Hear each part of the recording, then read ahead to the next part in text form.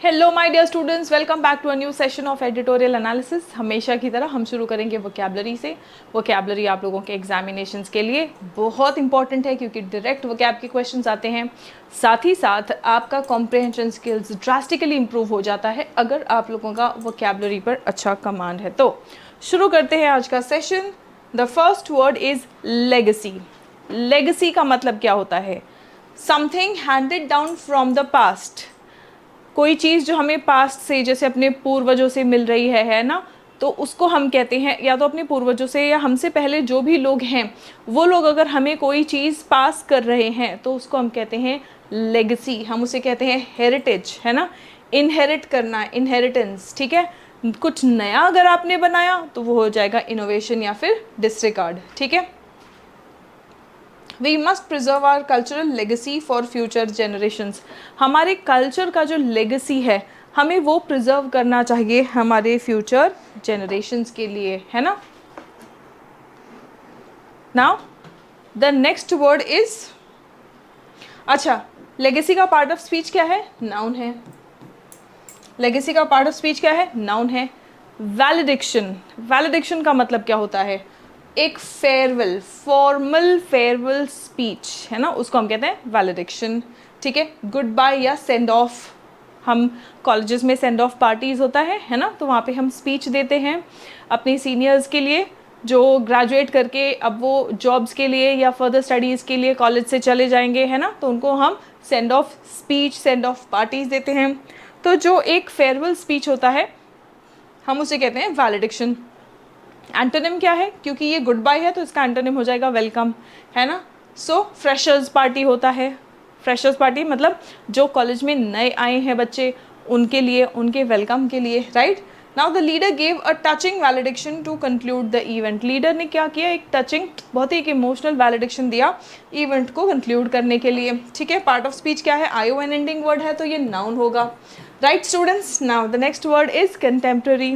Contemporary is, it can be used as a noun as well as an adjective, ठीक है। इसको noun की तरह भी यूज कर सकते हैं और एडजेक्टिव की तरह भी यूज कर सकते हैं, ठीक है। Belonging to present time. Present time और सेम टाइम उसको हम कहते हैं कंटेम्प्रेरी, ठीक है, मॉडर्न या करंट। एंटोनिम क्या हो जाएगा? एंशिएंट या फिर old fashioned. We can learn from the Cholas even in contemporary times. कह रहे हैं कि चोला से हम अभी के समय में, मॉडर्न टाइम्स में, करंट टाइम्स में भी बहुत कुछ सीख सकते हैं। कमेमोरेट करने का मतलब क्या होता है? सबसे पहली बात तो आप लोग मुझे इसका स्पेलिंग कमेंट करके बताएंगे। कमेमोरेट, ठीक है। कमेमोरेट, पहला एम डबल है, दूसरा एम सिंगल है, ठीक है। कमेमोरेट। नाउ कमेमोरेट का मतलब क्या है? एटी एंडिंग वर्ड है तो ये वर्ब है। कमेमोरेट का मतलब होता है टू ऑनर और celebrate the memory of something, है ना। आप देखो इसमें एक वर्ड है मेमोरी, मेमोरी, मेमोरेट, है ना। मेमोरेट किसी की मेमोरी को, किसी की यादों को सेलिब्रेट करने के लिए, सम्मान देने के लिए अगर आप कुछ कर रहे हैं तो आप क्या कर रहे हैं? कमेमोरेट कर रहे हैं, सेलिब्रेट कर रहे हैं, मेमोरियलाइज कर रहे हैं, ठीक है। एंटोनिम क्या होगा? एंटोनिम होगा forget and ignore. The festival was held to commemorate Rajendra Chola's achievements. Festival Rajendra Chola के अचीवमेंट्स को कमेमोरेट करने के लिए, सेलिब्रेट करने के लिए, याद करने के लिए मनाया जा रहा था, ठीक है। एक्सपीडिशन का मतलब क्या होता है? Expedition means a journey with a specific purpose, ठीक है। किसी पर्पस से अगर आप कोई सफ़र शुरू कर रहे हैं तो उस पर्पस के साथ में वो जर्नी शुरू करना क्या बन गया? एक्सपीडिशन बन गया, ठीक है। मिशन, है ना, हम कहते हैं ना मिशन पर जा रहे हैं। मिशन, मिशन मतलब एक पर्पस के साथ में निकले हैं, राइट। वोएज। एंटोनिम क्या हो जाएगा? डिले या फिर स्टैग्नेशन। जर्नी के लिए निकल रहे हैं, आगे बढ़ रहे हैं, उसका एंटोनिम क्या हो जाएगा? एक्सपीडिशन, डिले या फिर स्टैग्नेशन, वहीं के वहीं रुके हैं या देर होते जा रहा है। The Chola expedition to south east Asia was a naval milestone. कह रहे हैं साउथ ईस्ट एशिया में जो चोला एक्सपीडिशन था वो एक नेवल माइलस्टोन था, है ना। हेरिटेज, अगेन हेरिटेज क्या होता है? वैल्यूड ट्रेडिशंस और प्रॉपर्टी पास्ड डाउन, है ना। पास्ट जनरेशन से जो प्रेजेंट जनरेशन को, या प्रेजेंट जनरेशन से जो फ्यूचर जनरेशन को जो भी ट्रेडिशंस या जो कुछ भी प्रॉपर्टी जाएगी उसको हम कहते हैं हेरिटेज। लेगेसी, है ना। सबसे पहला वर्ड भी हमने आज के सेशन का देखा, ट्रेडिशन। एंटोनिम क्या हो जाएगा, डिसरिगार्ड या फिर loss. The temple is a UNESCO heritage site. हम किसी टेम्पल की बात कर रहे हैं और वो एक यूनेस्को हेरिटेज साइट है। मंडेन का मतलब क्या होता है, मंडेन एडजेक्टिव है, मतलब एवरीडे, रोज़मर्रा का, वेरी कॉमन, बोरिंग, ठीक है, ऑर्डिनरी या फिर अनएक्साइटिंग। कोई चीज़ बहुत ऑर्डिनरी हो जाती है, बहुत आम हो जाती है, तो उसमें कुछ एक्साइटमेंट नहीं रह जाता है, बहुत बोरिंग लगने लग जाता है ना। Routine, everyday. एंटोनिम क्या हो जाएगा, एक्स्ट्रा ऑर्डिनरी या फिर exciting. Beyond temples, the Cholas also focused on mundane issues like tax systems. मतलब रोज़ की लाइफ में जो चीज़ अफेक्ट करता है या जो चीज़ ज़रूरी है, जो रूटीन में ज़रूरी है, तो टेम्पल्स के अलावा बियॉन्ड टेम्पल्स चोलाज ने मंडेन यानी रोज़ के डेली रूटीन में कोई चीज़ जो अफेक्ट कर रही हो उस पर भी फोकस किया, और उनमें से एक क्या है, टैक्स सिस्टम्स, है ना। Now the next one is resilience. Resilience का मतलब क्या होता है, एबिलिटी टू रिकवर, कुछ भी बुरा हो या ख़राब हो उससे वापस बाउंस बैक करने की जो क्षमता होती है उसको कहते हैं resilience. Ability to recover quickly from difficulties. Endurance भी कह सकते हैं इसको, टफनेस भी कह सकते हैं इसको। एंटोनिम हो जाएगा फ्रेजिलिटी या फिर weakness. The temple's resilience to natural disasters is remarkable. हम टेम्पल के रेजिलियंस की बात कर रहे हैं, किससे रेजिलियंस, नेचुरल डिजास्टर्स, यानी कि कोई भी नेचुरल डिजास्टर हो उससे जो टेम्पल का रेजिलियंस है, यानी कि टेम्पल को कुछ होता नहीं है, है ना, टेम्पल यूं का यूं टिका रहता है, वो रिमार्केबल है। टेम्पल का रेजिलियंस जो है नेचुरल डिजास्टर्स के लिए वो रिमार्केबल है। हार्नेस करना मतलब इट्स अ वर्ब, ठीक है, हार्नेस करना मतलब it's a verb.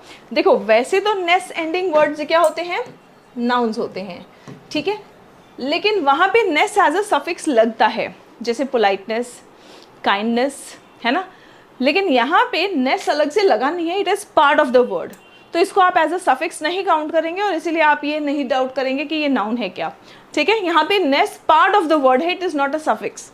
Harness is a verb, it means control करना या प्रयोग में लाना, कंट्रोल करना या फिर प्रयोग में लाना, यूटिलाइज समथिंग और एक्सप्लॉइट समथिंग। एंटोनिम क्या है, वेस्ट कर देना या निग्लेक्ट कर देना, ध्यान ना देना, ठीक है। The country must harness it's water resources better. हमारे पास जो भी वाटर रिसोर्सेज है हमें उसका बेहतर प्रयोग करना चाहिए, वी मस्ट हार्नेस बेटर, है ना। स्कैसिटी का मतलब क्या होता है, ITY एंडिंग वर्ड है तो ये नाउन है, ठीक है। ITY एंडिंग वर्ड क्या होता है, नाउन होता है। स्कैसिटी का मतलब होता है कमी होना, शॉर्टेज होना, लैक होना, ठीक है। Dearth, very very important word. Deficiency spelling के लिए बहुत इंपॉर्टेंट है, डेफिशिएंसी की स्पेलिंग कमेंट करके मुझे बताएंगे। डर्थ, स्कैसिटी, ये दोनों वर्ड्स आपके प्रीवियस ईयर में आ चुका है।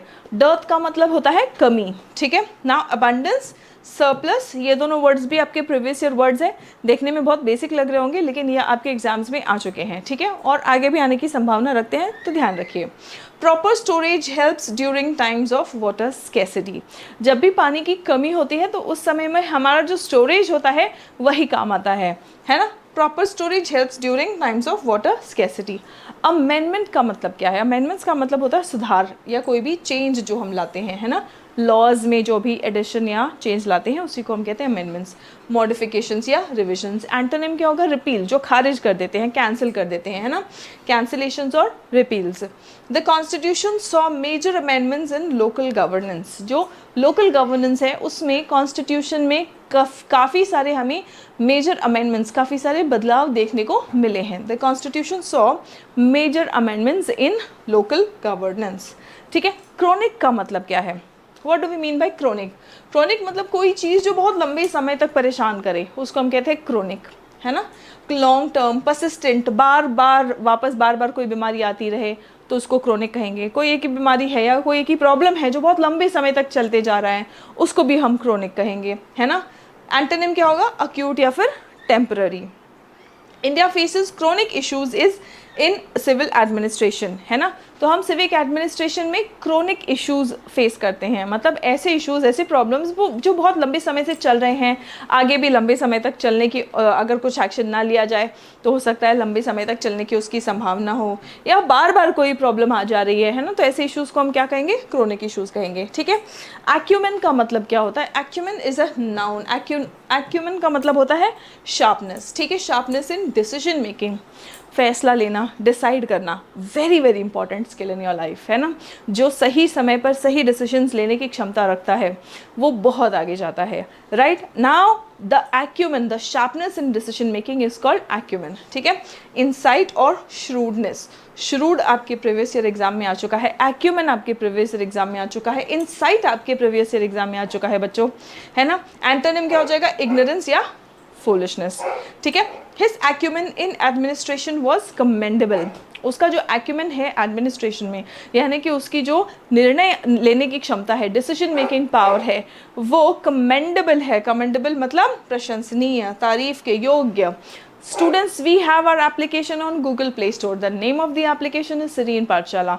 अगर आप किसी सरकारी एग्ज़ाम की तैयारी कर रहे हैं, किसी गवर्नमेंट जॉब की तैयारी कर रहे हैं और आपके एग्जामिनेशन में इंग्लिश एक इम्पॉर्टेंट पार्ट है, तो बच्चों आप लोगों के लिए कंप्लीट इंग्लिश फाउंडेशन बैच बिल्कुल परफेक्ट है, क्योंकि यहाँ पे 200+ आवर्स का आपको कंटेंट मिल जाएगा, ठीक है। अब 200+ घंटे इसमें मैंने पढ़ाया क्या है, इसमें मैंने आप लोगों को पढ़ाया है कंप्लीट ग्रामर, सभी ग्रामर कॉन्सेप्ट्स का आपका प्रीवियस ईयर क्वेश्चंस पर बेस्ड प्रैक्टिस करवाया है, वोकैबुलरी के डेडिकेटेड सेशंस हैं, क्लोज टेस्ट, पैराजम्बल्स, कॉम्प्रहेंशन, सभी के डेडिकेटेड सेशंस हैं, ठीक है। तभी आपका ये 200+ आवर्स का कोर्स हो गया है। अब आप लोगों के एग्जामिनेशन के टाइमलाइन के अकॉर्डिंग आप लोग इसमें एडमिशन भी ले सकते हैं, ठीक है।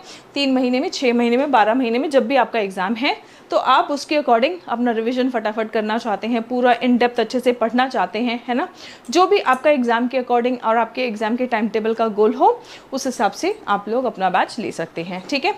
कम्युनिकेशन स्किल अपना इंप्रूव करना है, बोल चाल वाली इंग्लिश जो है उसमें आपको एकदम ग्रामर में प्रोफिशिएंट होने की ज़रूरत नहीं होती है, basic sentence making, sentence structure वाले आपके स्किल्स और बहुत सारा practice, because it needs a lot of practice and confidence, वो है आपके spoken English Zoom express batch में, ठीक है बच्चों।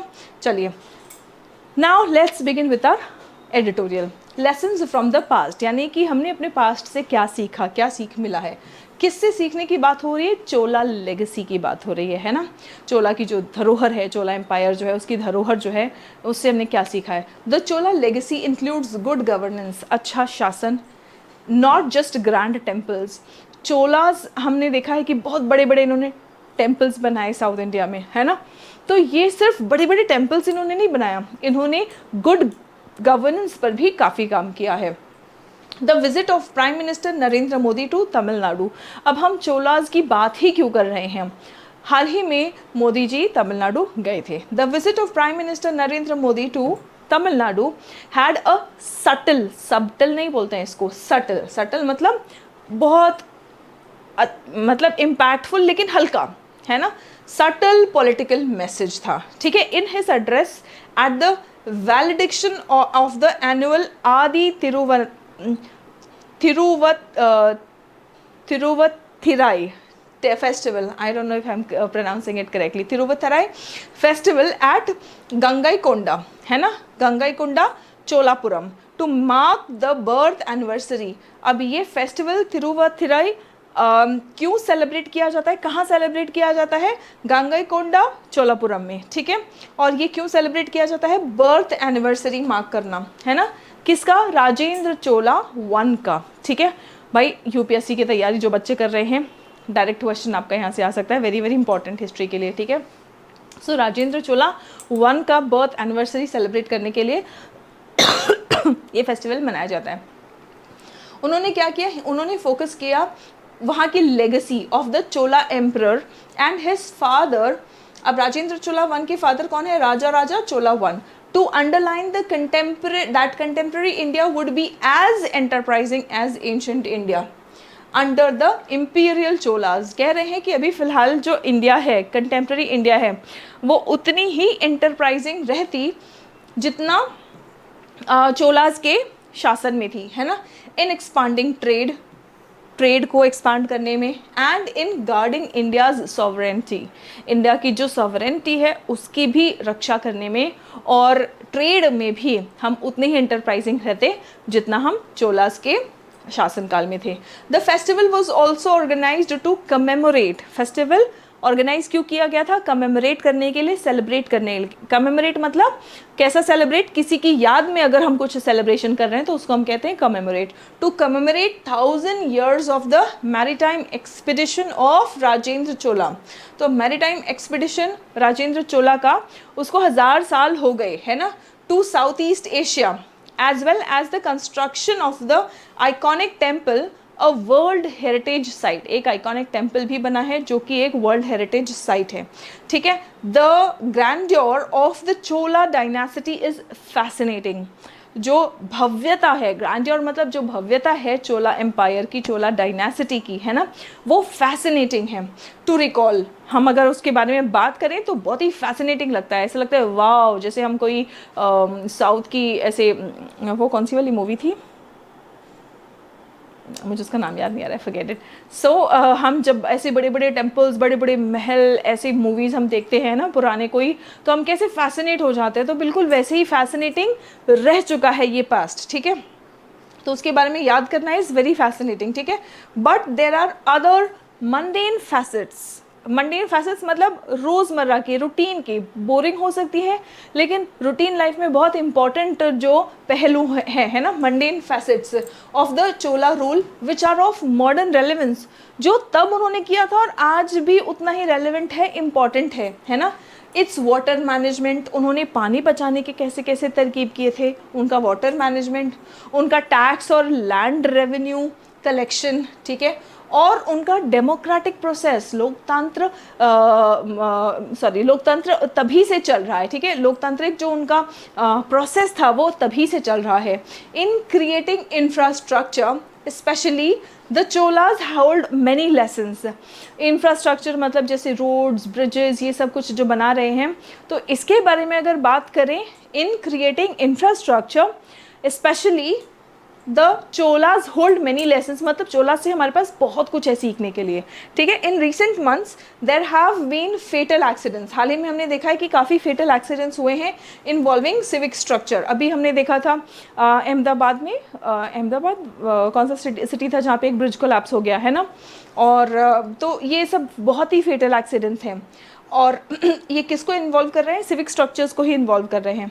The resilience of the Brihadeeswara temple, है ना, which have stood tall for over 1000 years, 1000 साल से बृहदीश्वरा टेम्पल्स अगर हम देख रहे हैं तो वो 1000 साल से बिल्कुल वैसे के वैसे ही है, कुछ हुआ नहीं है। तो आप सोच सकते हैं कि उनका कंस्ट्रक्शन का जो स्किल्स था, उनका जो नॉलेज था वो कितना बेहतरीन था। तो वो हमारे लिए आज भी बहुत इंपॉर्टेंट है, रेलिवेंट है, बहुत कुछ हमारे पास है सीखने के लिए।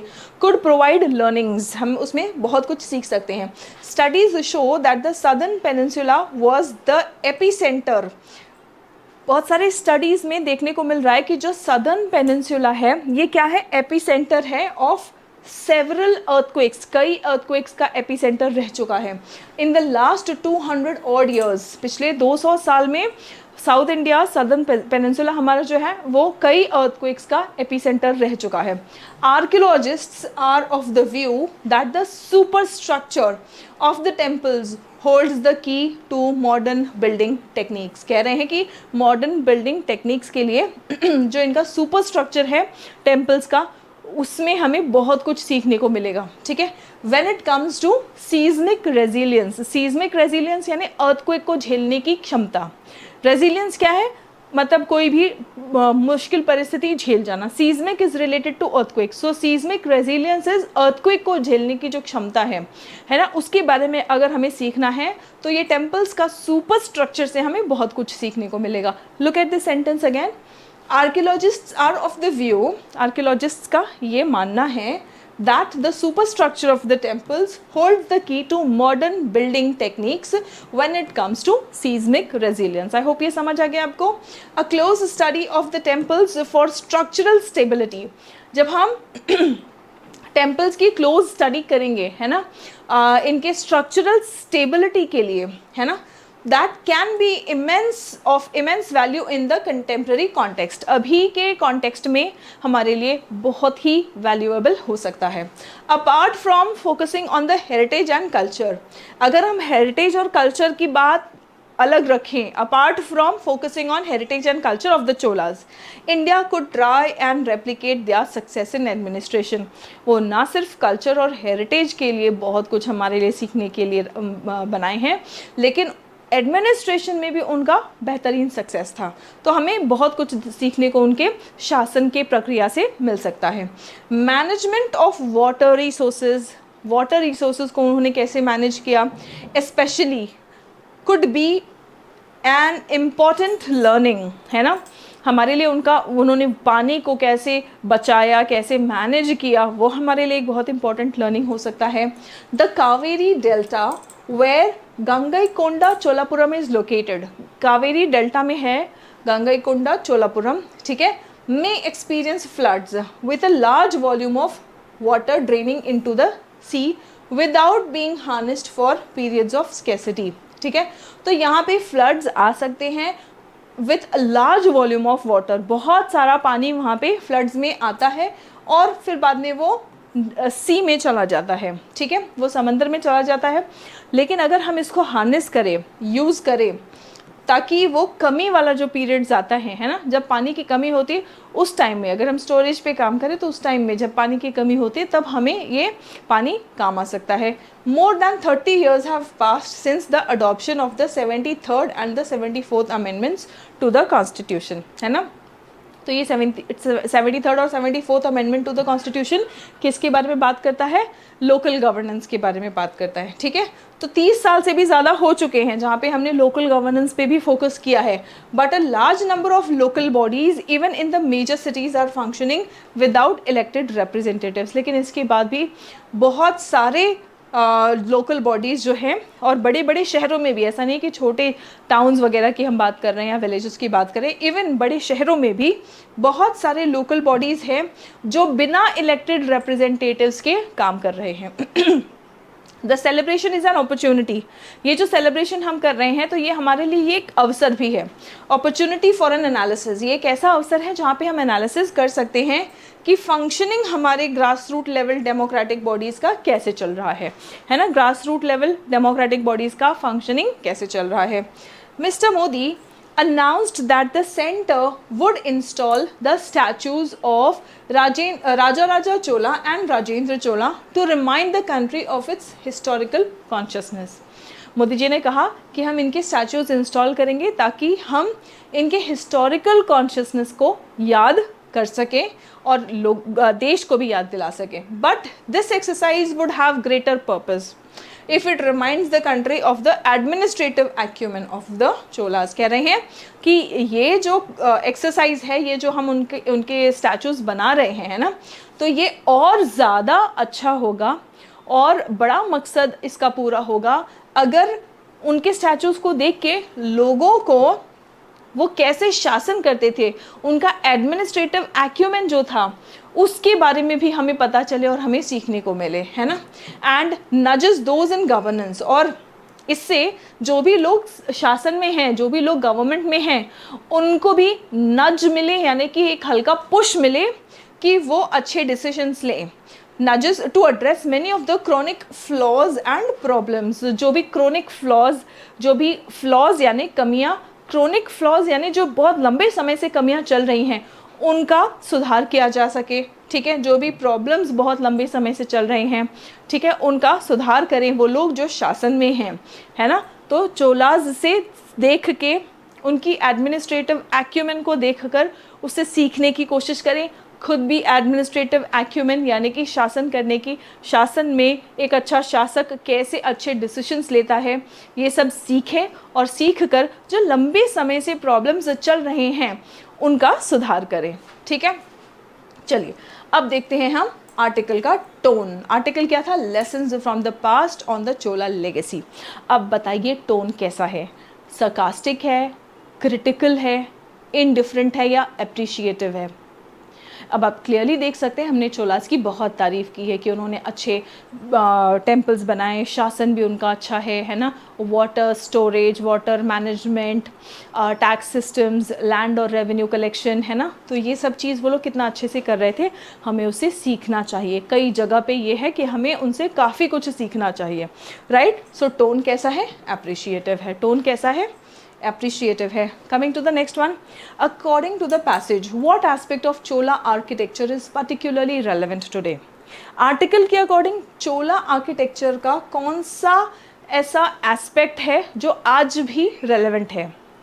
डेकोरेटिव कार्विंग्स, जो उन्होंने सजावट की है मंदिरों में, religious significance, seismic resilience of temple structures, या use of gold in construction, जो उन्होंने सोने का यूज़ किया है कंस्ट्रक्शन में, नहीं, सीज्मिक रेजिलियंस। ये हमें बहुत कुछ सीखने को मिलेगा कि इतने हज़ार साल से वो टेम्पल्स अभी वैसे के वैसे ही हैं। पिछले 200 साल में ही हमने कितने सारे अर्थक्वेक्स का एपी सेंटर रह चुका है सादर्न पेनिनसुला, ठीक है, लेकिन फिर भी टेम्पल्स जो है वो सलामत है। तो कैसे हैं, आर्किटेक्चर वहाँ का कैसा है, हमें उसके बारे में सीखने को बहुत कुछ है आज भी, ठीक है। What administrative feature of the Chola period does the article suggest should be revived in modern governance? कह रहे हैं कि आज के शासन में कौन से ऐसे फीचर हैं जो चोला एम्पायर से हम सीख कर लागू कर सकते हैं? मिलिट्री स्ट्रैटेजी नहीं, टैक्स एग्जेम्पशन पॉलिसीज के किसको किसको टैक्स की छूट दी जाए, इसकी हमने बात नहीं की। रॉयल कोर्ट में कैसे प्रोसीडिंग्स होता था, नहीं, हमने इसकी भी बात नहीं की। Grass root level democratic function, हमने कहा कि उस टाइम पे भी वो लोग जो डेमोक्रेटिक प्रोसेसेस जो थे उनके बहुत अच्छे थे, है ना, तो वो हमें सीखने को मिल सकता है, आज भी रेलेवेंट है वो, ठीक है। वैलिडिक्शन वर्ड जो है उसका मतलब क्या है? फेयरवेल स्पीच, है ना, send off speech, farewell speech, ठीक है।